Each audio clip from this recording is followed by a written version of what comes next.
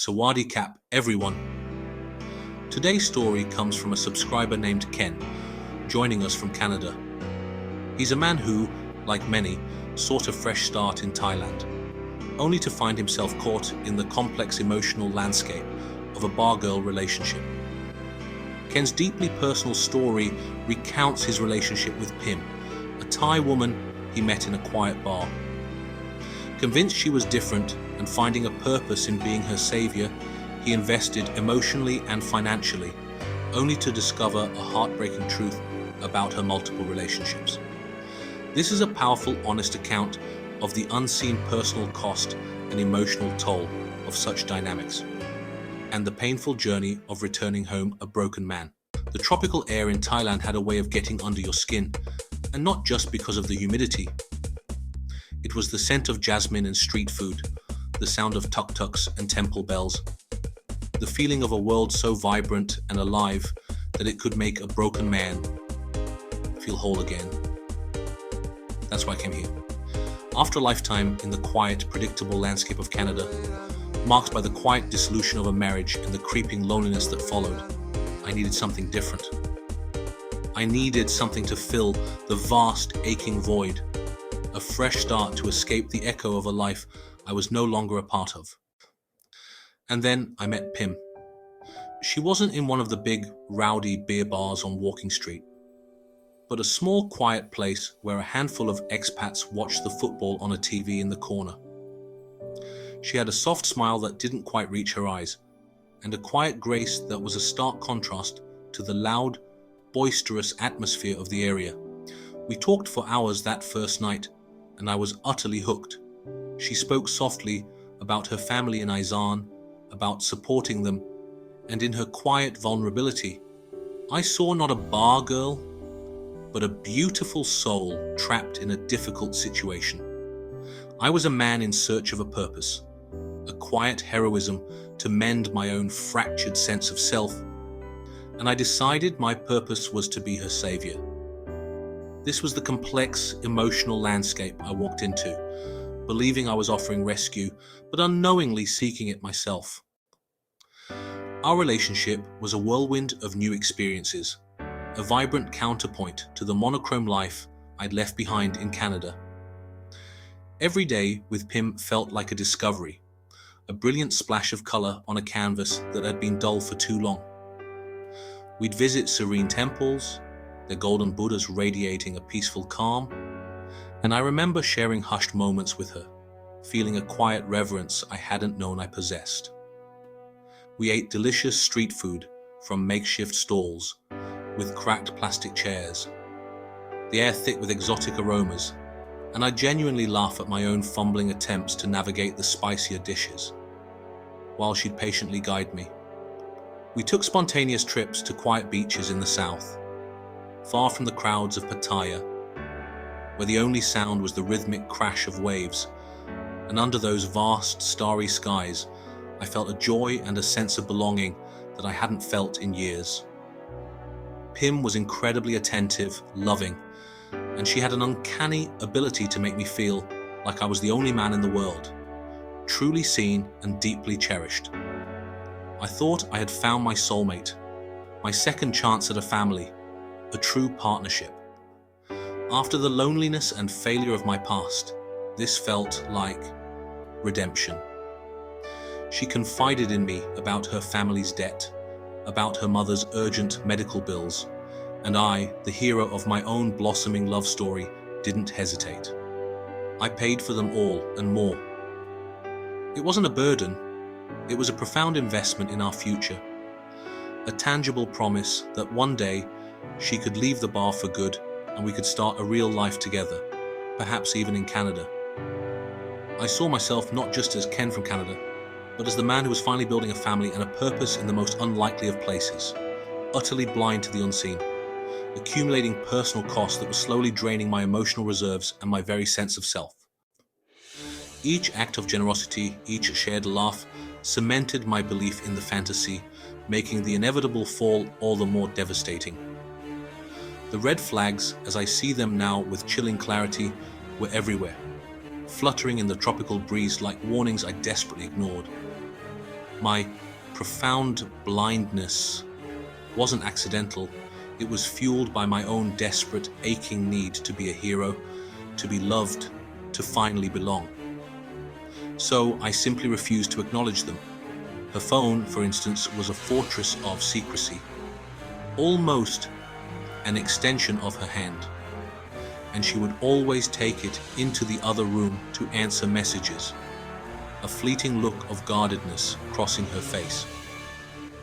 If I ever jokingly reached for it, she'd snatch it back with a quickness that was both startling and dismissive, offering a sweet but firm smile that subtly conveyed, "That's off limits."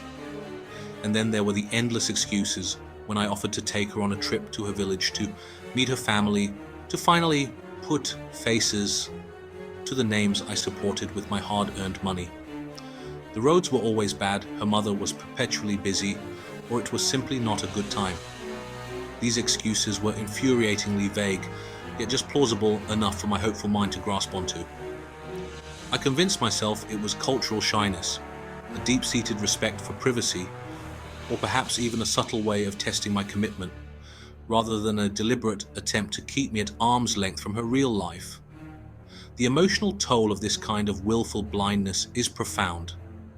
You become an expert at rationalization, twisting inconvenient truths into comforting narratives, creating a self-deception so meticulously crafted and airtight that no one, not even a concerned friend trying to offer a different perspective, can convince you otherwise. You're not just in a relationship, you're the star of your own meticulously crafted illusion, pouring every ounce of emotional energy into maintaining a fragile fantasy that is constantly on the verge of collapsing. The truth was there, but I was too busy living the lie. The illusion shattered on a humid Tuesday night. I had just returned from a quick trip to Canada to visit my own family, and I wanted to surprise her. Bursting with excitement, I decided to go to a different bar, a few streets away from where we usually met, thinking I'd find her there before heading home. And there she was. But she wasn't alone. She was with another Western guy. A man who looked to be in his late 60s, a younger version of myself perhaps. They were laughing intimately, their hands intertwined, and then, with sickening clarity, I heard her. She was telling him the same story she had told me, the same quiet grace, the same sad eyes. "My mother is sick. My family in Izan. I hate this work." The pieces of the puzzle clicked into place with a brutal finality, each click a hammer blow to my heart. The late-night messages, the endless excuses about her family, the large sums of money I'd sent. She had multiple boyfriends, multiple saviors, and I was just one of them. The heartbroken Canadian, the one she was telling her story to, was a role she'd played to perfection, and I had fallen for every line. I didn't say another word. My throat was tight, choked by the sudden sickening realization of her deception. My legs somehow just moved. I turned and walked away from the bar, leaving her laughter and the blaring music behind. The kaleidoscope of vibrant Thai life, the neon signs, the bustling street vendors, the cheerful chatter, all around me dissolved into a blurry, indifferent backdrop. It was as if a switch had been flicked, and the magic that once enveloped me here in Thailand had instantly vanished. The tropical air that had once felt so fresh and alive now felt suffocating, heavy with the crushing weight of my shattered dreams. Each breath was a struggle, filled with the bitter taste of betrayal. I didn't just lose a girlfriend.